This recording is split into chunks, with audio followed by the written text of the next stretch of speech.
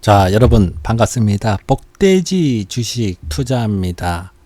자, 오늘은 주식을 시작하는 방법에 대해 가지고 강의를 하도록 하겠습니다.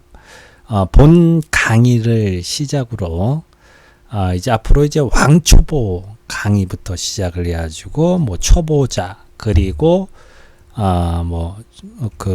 초보 그리고 중수 등등 좀 레벨업을 좀 하면서 강의를 할 예정이고요. 기업 분석이라든지 종목 분석이라든지 뭐 등등은 또 유튜브에 기존에 올리는 거는 또 꾸준하게 또 올리도록 하겠습니다. 일단 뭐 강의가 좀 추가가 좀 된다는 것만 좀 알아두시고, 오늘은 이제 좀 첫 시간인데 주식을 시작하려고 하는 분들을 위한 일단 강의입니다. 강의다 보니까 이런 이제 정년퇴직하고 나니 나는 이제 주식을 좀 한번 본격적으로 한번 해봐야 하지 하는 그런 분들도 있을 거고요. 또 그리고 사회 초년생들 이제 막 돈을 좀 벌기 월급을 받거나 아르바이트를 하거나 해서 좀 돈을 좀 벌기 시작을 했는데 돈을 좀 불려야 되겠다. 주식을 통해 가지고 막연한 생각은 가지고 있는데 실천에 옮기지 못하는 분들을 위한 그런 가뭄에서 그런 분들 같은 경우는 아마도 본 강의가 가뭄에서 아니면 사막에서 오아시스를 가지고 만난 그런 기분이 들 거고, 반대로 전 기존에 잘 하고 계시는 분들은 이 전문가님 굳이 이런 것까지 강의를 해야 되나요? 이렇게 질문을 할 수가 있겠죠. 아무튼요, 일단 왕초보 진짜 왕초보부터 해가지고 단계 레벨업을 해가면서 이제 강의는 이제 쭉 진행이 될 거고, 오늘은 첫 시간입니다.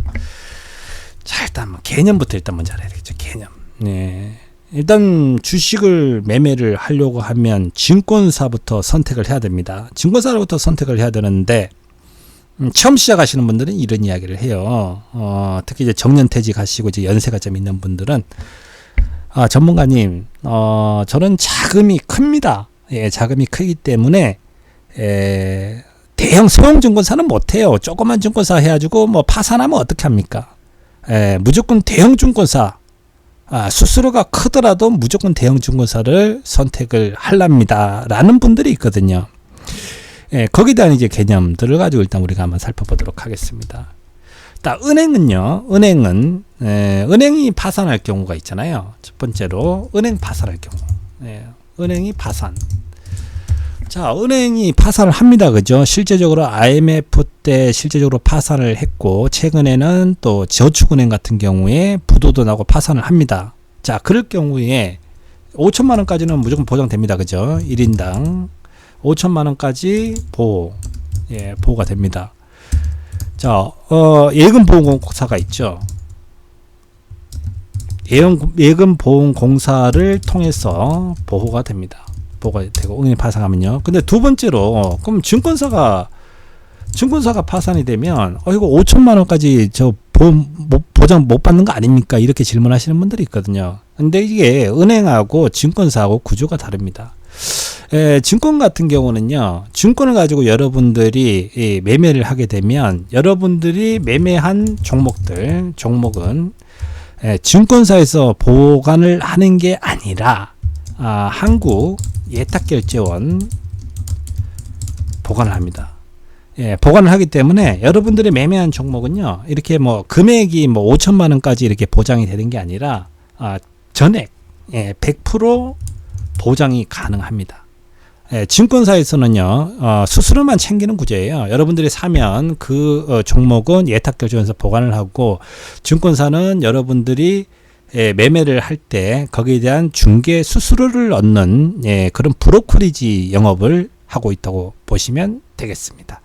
그렇기 때문에 증권사를 그런 이유 때문에 만약에 대형 증권사를 선택을 한다고 하면 그거는 잘못된 논리죠. 만약에 이제 대형 증권사가 그만큼 서비스가 좋고 뭐 이러기 때문에 선택을 한다고 하면 그건 맞는 말입니다. 그죠?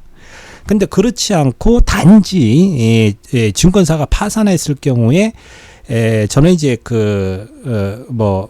은행처럼 뭐 5천만 원까지밖에 보상을 받지 못한다. 그런 부분에서 대형 증권사를 선택을 한다고 하면 그거는 잘못됐다고 말씀드리고요.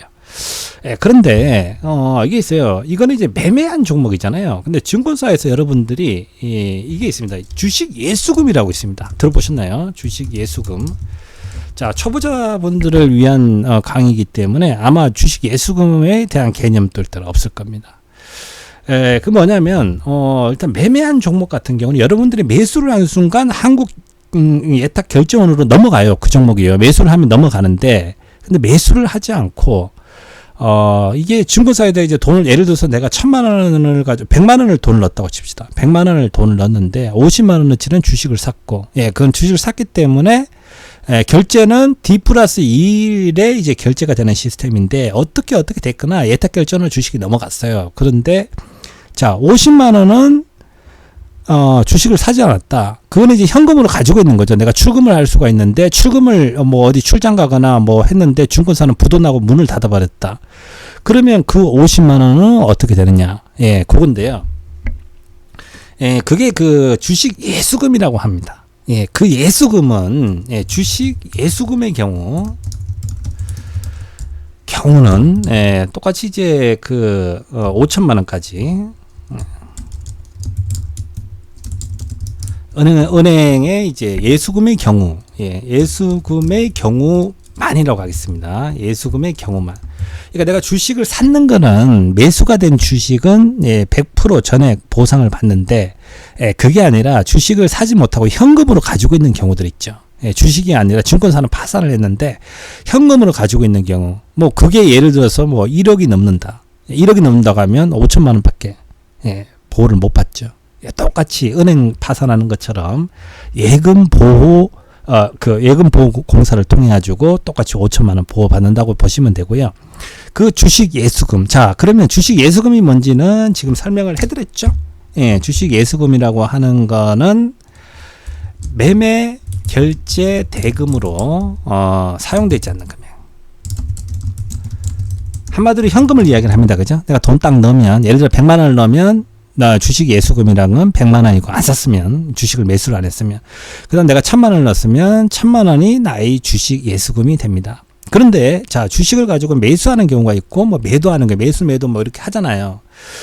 그렇기 때문에 우리가 두 가지 개념을 좀 추가적으로 좀 더 아셔야 돼요.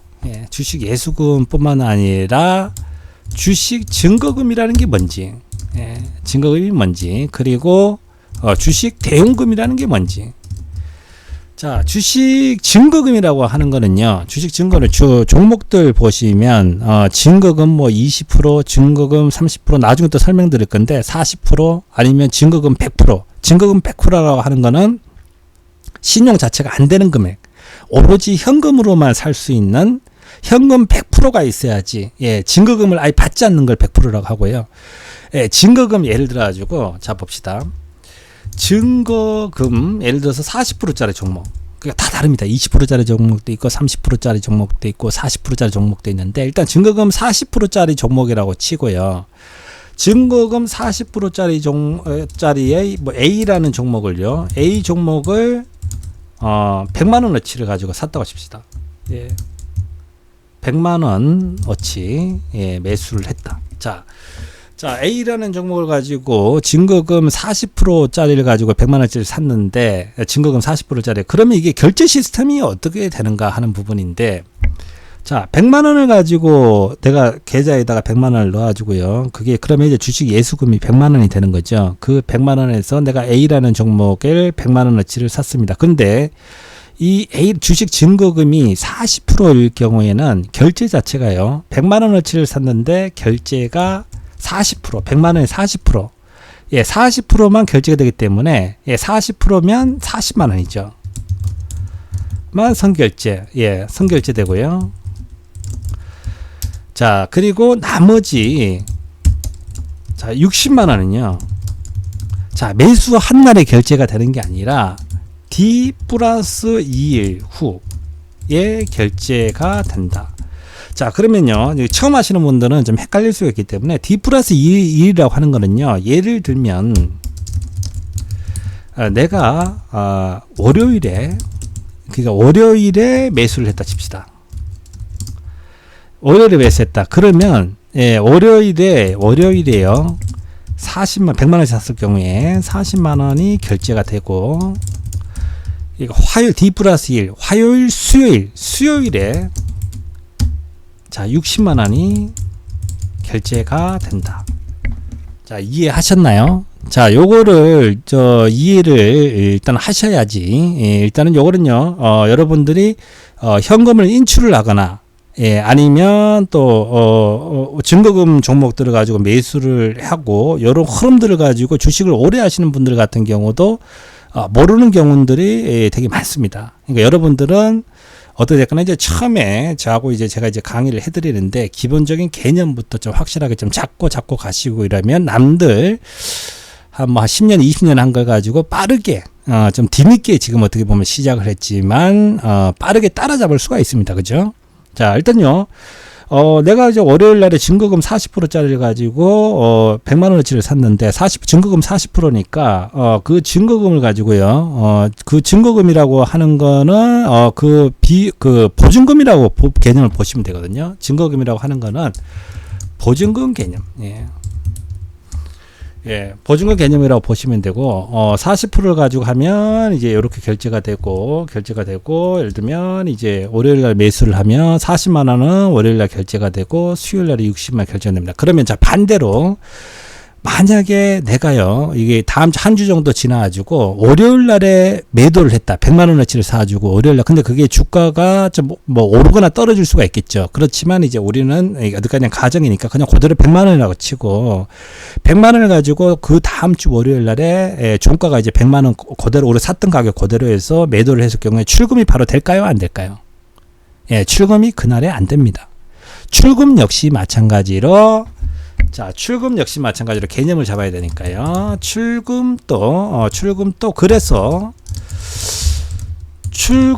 매도를 할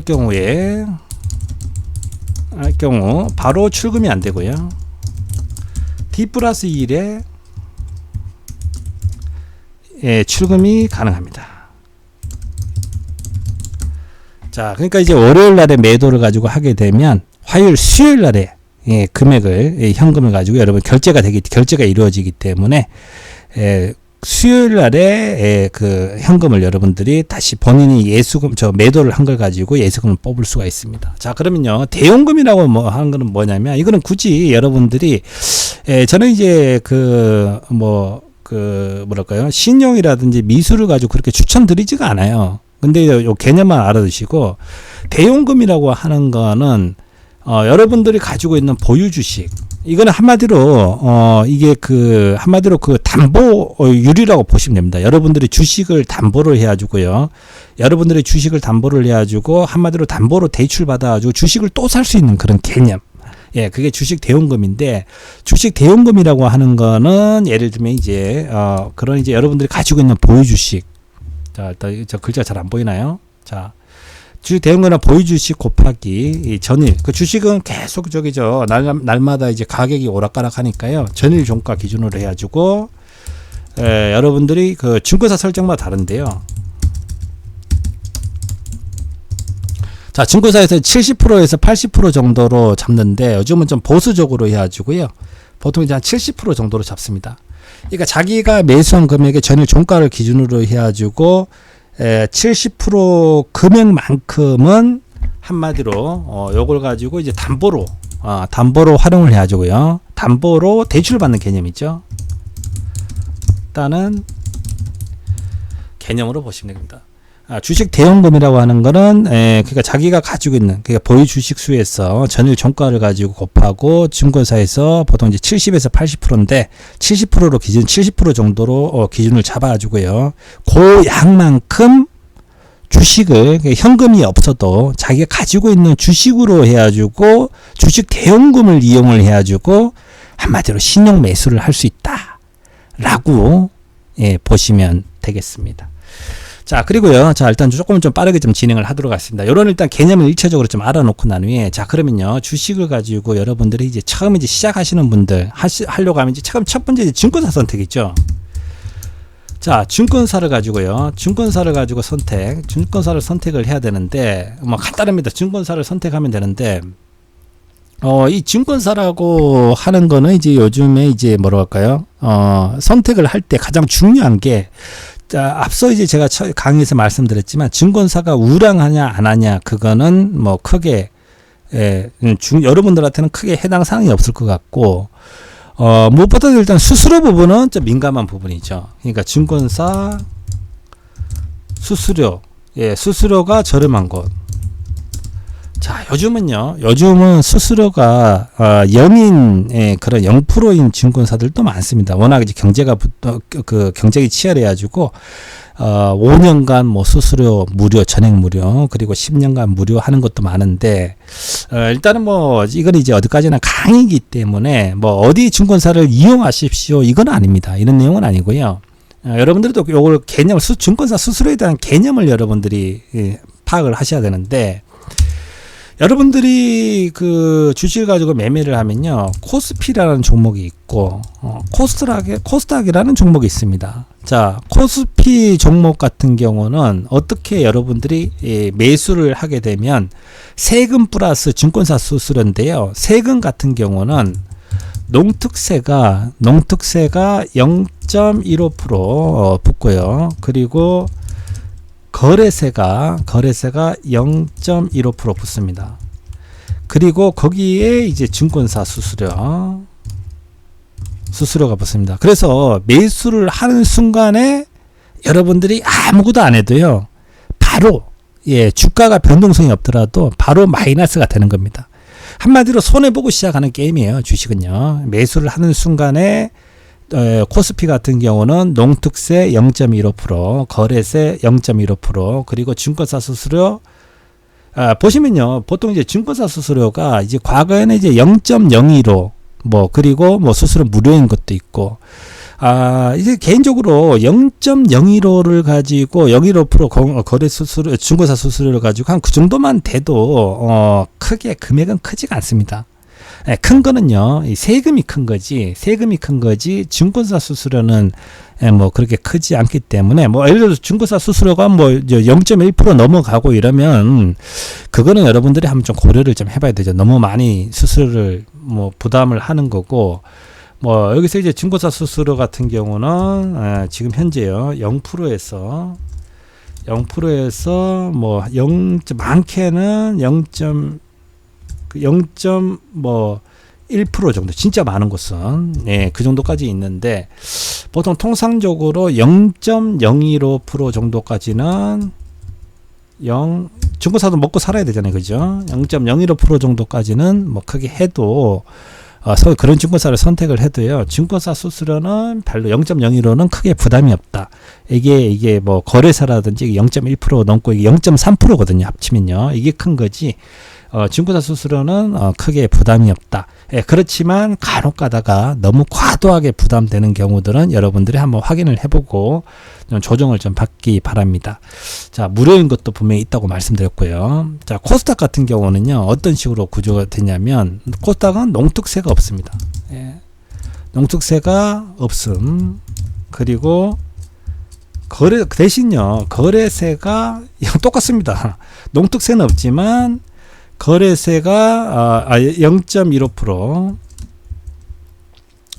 그리고 잠깐만요, 코스닥이 0.15가 아니에요, 0.3%죠.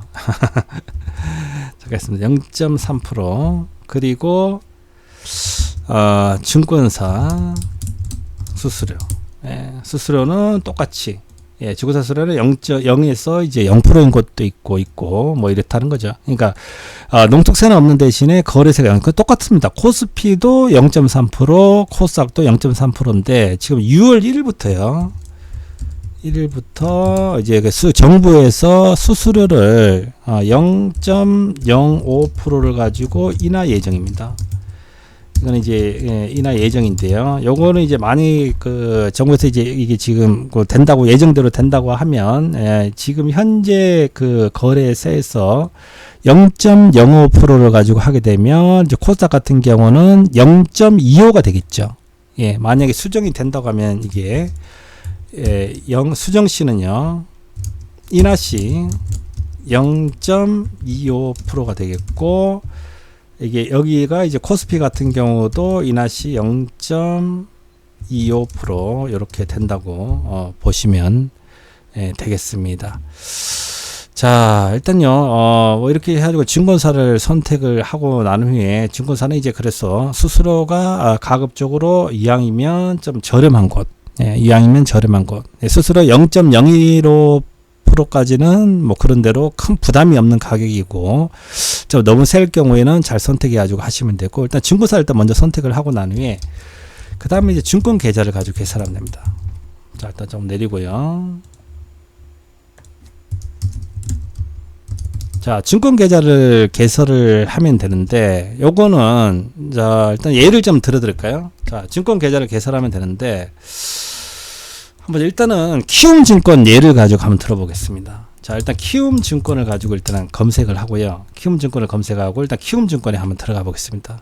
자, 일단 뭐 키움증권을 만들어라는 건 아닙니다. 이 계좌를 키움증권을 이용할 수는 아니고요. 제가 예전에 한 2년 전에 한번 강의를 드릴 때는 그때는 이제 NH 그 증권, 그걸로 이제 강의를 들었고, 그거는 이제 유튜브에 좀 자료가 있고, 그것도 좀 참고를 하시고요. 일단 키움증권의 좀 예를 좀 들어보면, 그 증권 계좌를 가지고 여러분들이 좀 개설을 가지고 하려고 하면, 여기 보시면요. 키움 계좌 개설, 여기 보이시죠? 키움 계좌 개설을 가지고 이 버튼을 누릅니다. 자, 누르면요. 여기 보시면, 자, 증권사 키움증권으로 들어왔고, 그 개설 안내, 여기 보시면 위에는 키움 계좌 비내면이 있고, 밑에는 은행 방문 계좌가 있습니다. 자, 이거는요, 같이 좀 설명을 좀 드려야 되는 게, 이게 스마트폰을 가지고, 뭐 대부분 요즘 뭐 다 쓰고 있겠지만, 그래도 연세 많으신 분들은 아직까지도 스마트폰을 가지고 안 쓰시는 분들이 있거든요. 예, 그냥 뭐 전화만 받는 용으로 그냥 쓰시는 분들도 있기 때문에, 스마트폰을 사용하지 않는 어르신분들 같은 경우는 바로 그 가까운 은행으로 이렇게 가셔가지고요. 은행 가시면 이제 키움증권 같은 거 예를 들면 뭐 우체국이라든지 뭐 국민은행 해가지고 여기 보시면요, 주식 계좌가 이렇게 개설이 가능합니다. 여러분들이 뭐 선물 계좌, 뭐 펀드 계좌 이런 것까지는 하실 필요가 없고요. 나중에 이제 선물 옵션까지는 요거까지는 다 안 만들어도 되고, 뭐 만드실 경우에는 나중에 일단 우선 일단 주식부터 일단 좀 가볍게 레버리지가 큰 것들은 가급적으로 좀 회피를 하시고, 주식 계좌는 웬만한 가까운 은행들 가면 다 만들어집니다. 자, 은행 가지고 일단은요, 증권, 만약에 예를 들어서 키움 계좌를 가지고 개설하게 되면, 집에 돌아오셔가지고, 공인인증서를 등록하시면 됩니다. 공인인증서 등록하면 되고, 그 다음에 이제 스마트폰 사용자분들 같은 경우는 여기 보시면요, 스마트폰에서 개설하게 해가지고, 키움 같은 경우는 여기 보면 이제 여러분들의 전화번호를 가지고, 이쪽에 보내가지고 발송을 가지고 누르게 되면요, 제 전화번호 같은 경우는 010, 뭐, 8401에 뭐 3253 해가지고요. 여기서 이제 키움 발송을 가지고 딱 누르면, 발송을 딱 누르면요, 이게 그 발송이 딱 됩니다. 그러면 이제 거기서 URL이 떨어지면 거기서 바로 뭡니까, 하라는 대로 이게 들어가지고 이제 하시면 되고.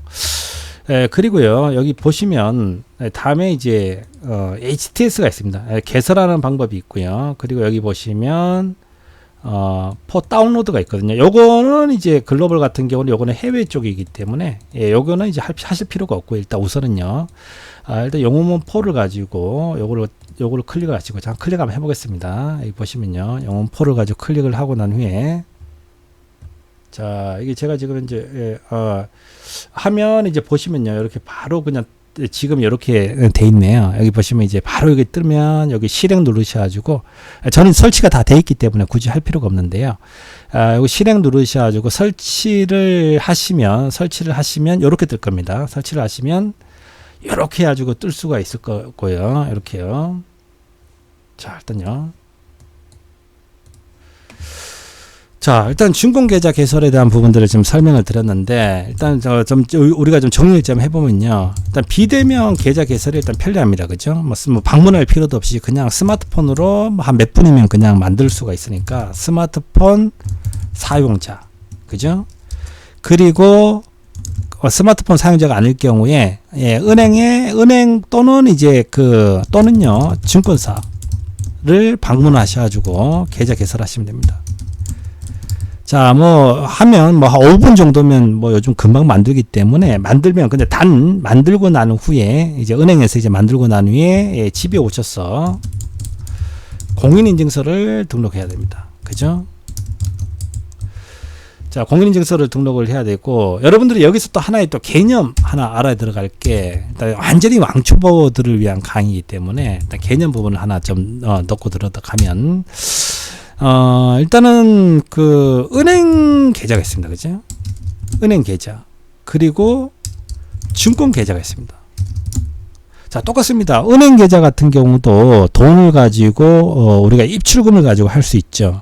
그리고 증권 계좌도 역시 마찬가지로 똑같이 입출금을 할 수가 있습니다. 근데 이게 공인인증서 부분 같은 경우는요, 요거는 은행이죠. 은행에서만 사용되는 게 이제 공인인증서고, 예, 은행 공인인증서를 통해 가지고 이거 증권 계좌의 그 공인인증서하고 똑같이 연동이 안 됩니다. 예, 증권 계좌의 그 공인인증서는 새로 만들어야 된다는 거죠. 자, 이거는 이제 증권에서만 되는 거, 증권사에서만 되는 거, 이거 공인인증서를 가지고 새로 은행처럼 증권사에서만 되는 개념. 요것도 이제 착각하시는 분들이 있거든요. 그리고 이제 은행 계좌 비밀번호. 자, 이건 뭐 비밀번호 같은 경우는 절대로 사람들한테 알려주면 안 되는 번호죠. 예, 그리고 이제 증권 같은 경우도요. 증권 거래를 하기 위한 비밀번호가 있습니다. 그리고 이게 증권 같은 경우 좀 헷갈리는 게, 자, 보시면요. 요걸 한번 보여드릴게요. 자, 진짜 왕초보 분들을 위한 강의이기 때문에, 자, 설치가 다 끝났다. 아까전 알려드린 거. 설치 끝나고 나면, 예, 고객 아이디가 있고요. 아이디 비밀번호가 있습니다. 이거는 아이디하고, 여기 보시면요.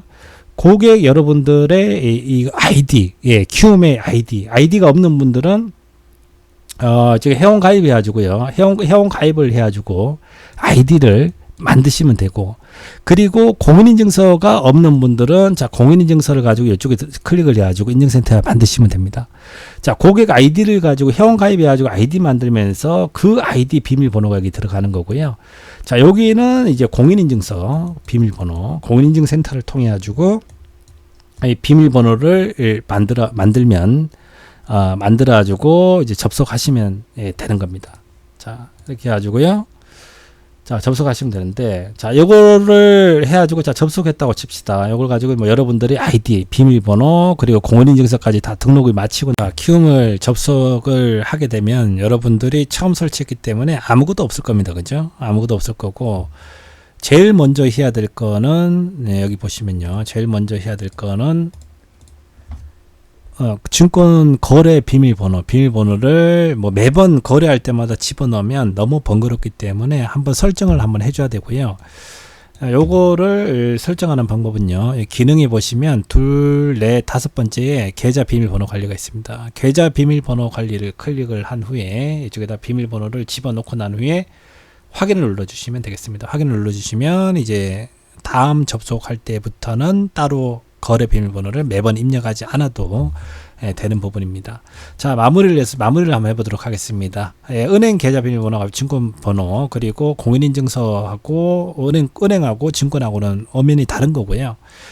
그리고 세 번째로 우리가 이미 했지만 HTS 그리고 MTS를 설치 후 매매를 시작하시면 되겠습니다. 매매 시작하시면 되는데요.